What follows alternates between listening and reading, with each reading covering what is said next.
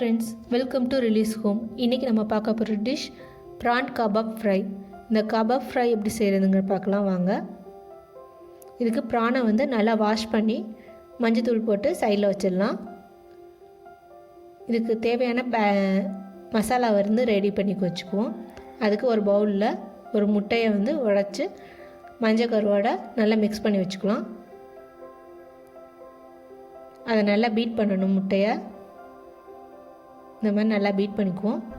Beat பண்ணதுக்கப்புறம் ஒரு table spoon மைதா அதில் ஆட் பண்ணுறோம். மைதா எதுக்கு ஆட் பண்ணுறோம்னா லேயர் கொடுக்கும். அதில் அதுக்காக ப்ரானுக்கு நல்ல லேயர் கொடுக்குறதுனால இந்த மைதாவை நம்ம ஆட் பண்ணிக்கிறோம். அதை நல்லா மிக்ஸ் பண்ணிக்குவோம்.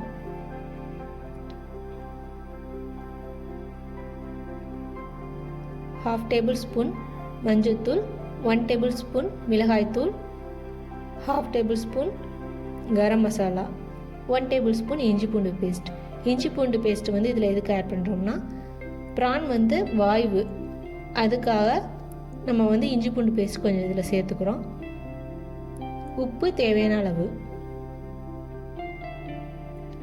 எல்லாத்தையும் நல்லா மிக்ஸ் பண்ணதுக்கப்புறம் ப்ரானை இதில் ஆட் பண்ணி எல்லா இடத்துலையும் ஸ்ப்ரெட் பண்ணுற மாதிரி நல்லா மிக்ஸ் பண்ணிக்கலாம்.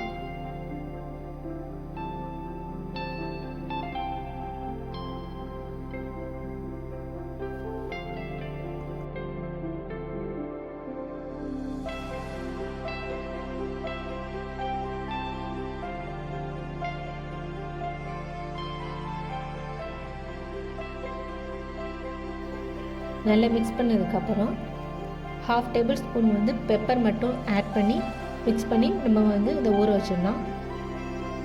பெப்பர் போட்டு நல்லா மிக்ஸ் பண்ணிடலாம். எல்லா இடத்துலையும் ஸ்ப்ரெட் பண்ண மாதிரி அப்ளை பண்ணிக்கணும்.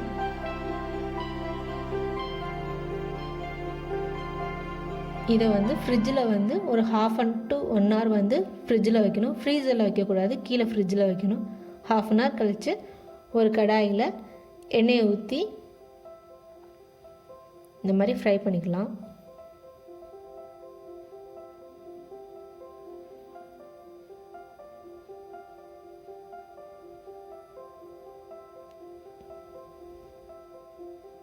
பாருங்கள், நல்லா ஃப்ரை ஆகுது. இது ஸ்டார்டராகவும் யூஸ் பண்ணிக்கலாம், நல்லாயிருக்கும். கிட்ஸு ரொம்ப விரும்பி சாப்பிடுவாங்க. இதை நல்லா ஸ்பைஸியாகவும் கிறிஸ்பியாகவும் இருக்கனால நல்லா கிட்ஸ் நல்லா சாப்பிடுவாங்க. இது 2 சைடும் நல்லா ஃப்ரை ஆகிற மாதிரி திருப்பி போட்டுக்கணும்.